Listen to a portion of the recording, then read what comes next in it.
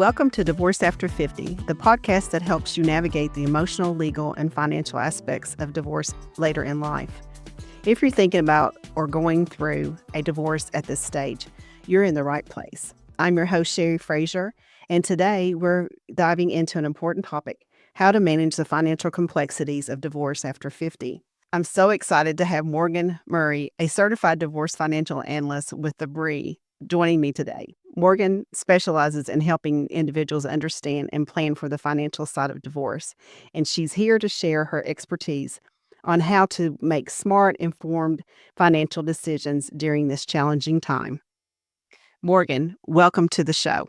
Thanks, Shari. I'm really glad to be here. Looking forward to our conversation. Divorce after 50 can feel incredibly overwhelming, especially when it comes to the financial side. What would you say are the most important financial considerations for someone who is divorcing later in life? I would say three major questions arise: retirement, healthcare, and marital property. One of the biggest concerns for people over 50 is how divorce is going to affect retirement. If you've been married a long time, you've probably been saving for retirement as a couple, planning as a couple, and splitting those assets can have a significant impact on both parties' financial futures. It's crucial to carefully evaluate how things like 401ks, pensions, and other retirement accounts will be divided. Additionally, healthcare is a major concern, particularly if one spouse is on the other's insurance and you're divorcing at any point, really after the age of 45, before 65, and where health insurance gets quite expensive and Medicare doesn't kick in until 65. So you might be used to being covered by the spouse's health plan, but post-divorce, it's going to change, and there are options and costs to consider there. Another key financial consideration is the division of marital property. At this stage in life, people may have accumulated more complex assets through the marriage, like second homes, investment properties, or business interests, and figuring out how to divide those can require some expertise. That makes so much sense. At 50, I found myself facing all of those, and I didn't even know what a certified divorce financial analyst was, and that's a relatively new certification, isn't it? Yeah, it's really been in the marketplace only about, I would say, the last 25 years, but I mean, we're talking compared to the CFP, which I also have earned this year, which has been around since the 70s and 80s. So it's definitely something they saw a need in the market of people needing that specialized advice, and made a path for that. The financial pieces of divorce are not just about dividing assets, they're about securing your future. And for someone who might be feeling overwhelmed by the financial side of things, what steps should they first take? The first thing I recommend is getting organized. That means gathering all your financial documents like tax returns, and I recommend going back about 5 years on those, bank statements, retirement account statements, credit card bills, and anything related to marital property. You'd much rather have more and not need it than need it and not have it. It's important to have a full picture of where you stand financially before moving forward. Once you have that information, the next step is to assess what you need moving forward. What will your financial needs look like after divorce? This includes things like housing, healthcare, and maintaining your current lifestyle. Sometimes a misnomer, I would say, is that when people hit retirement, their expenses go down. But when every day is Saturday, all of a sudden lifestyle gets to be a little bit more expensive. So it's important to really have kind of a reality check about your expenses. And I think that's where working with a CDFA can really make a difference, because I found my clients find a lot of peace of mind in just having a sounding board when rebuilding a vision for their future. We help people think through these big financial questions, well, big and small, really, and ensure that they're making decisions that will support their future well-being in a really holistic way. I love that advice. Starting with getting organized and clear on your financial picture is such a practical first step. And I imagine that a lot of people don't realize how much these financial decisions will impact them long term. Can you talk a little bit about how divorce can affect someone's financial future, especially when it comes to retirement? Definitely. Divorce after 50 can have a big impact on retirement plans because you're looking at a relatively short time horizon to recover financially. And so when you divide assets, especially retirement accounts, you need to consider not just the present value, but how they'll grow in the future. And I think this is where tax comes into play as well. If you have $100,000 in a 401k account, that has a very different take-home amount, impact than a Roth IRA, for example. And so it's not just about the present value, it's about how it's going to grow over the years. And if you don't have the same earning power you once did, or if you've been relying on your spouse's pension, it's important to factor in how those changes are going to affect your ability to retire comfortably. And that is where I found myself too. And I didn't realize the tax impact was going to be and the penalties and all the things when I rolled over or cashed in some of because, you're like you said, you may have the cash in the bank. It's not the same thing as money in a retirement account.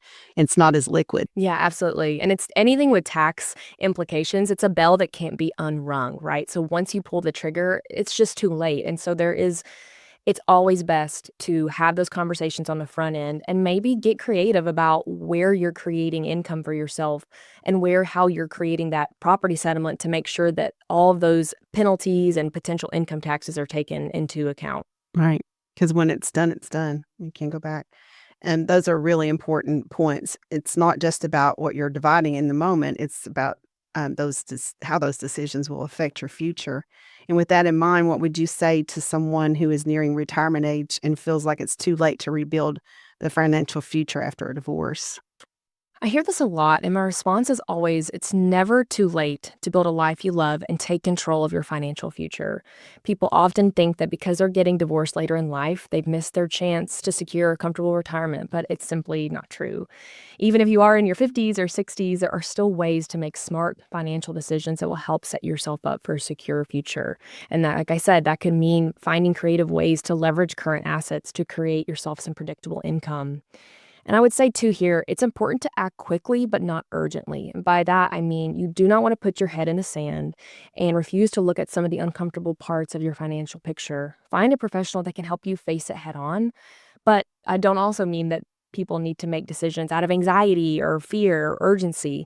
As much as possible, take steps to understand where you are, what adjustments need to be made, and what you want life to look like. It can be a really exciting and liberating time.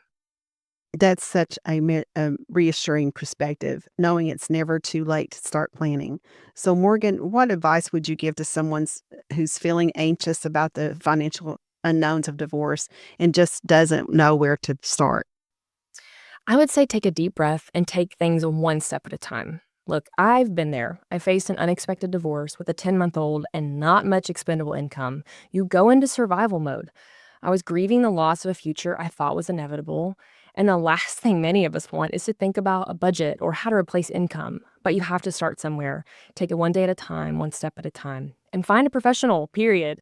Don't rely on social media videos or people who seem to have it all figured out to walk you through this. There's just too much at stake.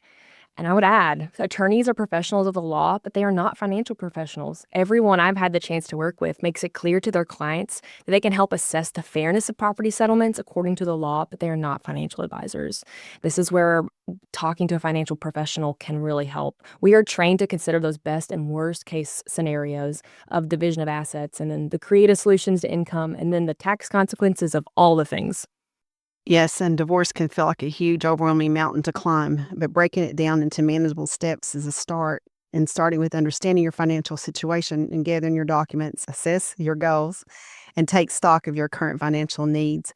And, as you pointed out, your attorney's they're not capable of doing everything just like I specialize in real estate. But I still can't do any of the steps or anything or give any advice financially, nor the legal aspects of it. But if, I'm trying to align myself with people that do have that expertise, that way I can build a team around my clients and vice versa, to help them to make the best decisions. And it's not always that we're representing or helping the one party, because if we take, as a marriage that's splitting and, it's just a partnership that's splitting up, and to try to do it as fairly as possible, but also to keep both parties' future needs in mind. Yeah, because a lot of times, and you've probably found this, I know we hear all the salacious, stories of divorce that are, people are mean or spiteful or hide assets, but the most common is a very amicable uncoupling. And so what I found is that both people really do want a fair outcome, but there is an emotional element to this. It's very unique, right? I've seen people, in particular pensions, and I'm sure listeners will have heard stories of, you can take the house, but you're not touching my pension, right? And so helping walk people through and kind of taking the emotion out of assessing the real estate, the different assets can be really crucial in a time, like we said, of kind of going into survival mode. Yes, and divorce after 50 is a big transition, as I learned, and it's an opportunity to take control of of your future, and with the right plan in place, you can create a financial path that aligns with your goals and values, and with, the help of a CDFA, to help you create that financial path, or, that, roadmap, sometimes we call them. It's very helpful, and it gives you a lot of, confidence and clarity and things that you wouldn't normally have. And one of the things that I have, known, seen happen a lot is one spouse, most of the time it's, like a woman that's, not really worked out. She's not had anything to do with the financial aspects of their marriage, and so she's just clueless. But, there's a lot of pressure coming from the other party that's telling them they have to or they can't, and being bullied, and a lot of times. And, if you have people around you that can show you what really is your rights are, or what the real picture is, then you can make better decisions, and it helps you not to feel like so, scared or alone, and feeling bullied, allowing yourself to be bullied. We call that the non-CFO spouse, right? In every marriage, we all have different roles.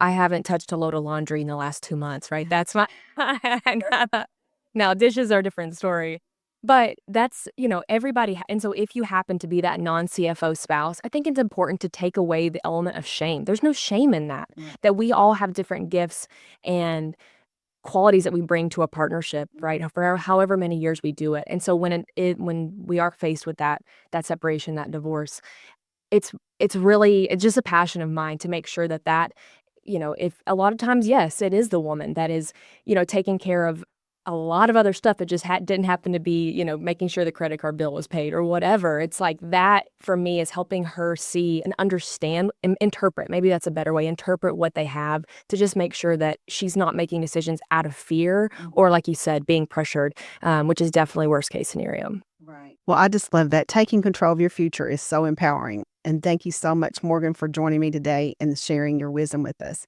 And I'm going to let you take this time to tell people how they can get in touch with you. Yeah, absolutely. Really, the best way to get in touch with me is just shooting me an email, Morgan at abri, that's abri.io. At that point, if I have anybody that's interested in an initial consultation, there's no preparation needed, no cost to that. I would love to get to hear a little bit more about your story and see if it's a good fit. And thank you to all of our listeners for tuning in to Divorce After 50. If you're facing divorce or know someone who is, remember, you don't have to go through it alone. And with the right support, you can navigate this challenging time and come out stronger on the other side. Be sure to subscribe to Divorce After 50 so you don't miss future episodes. Take care, and we'll see you next time.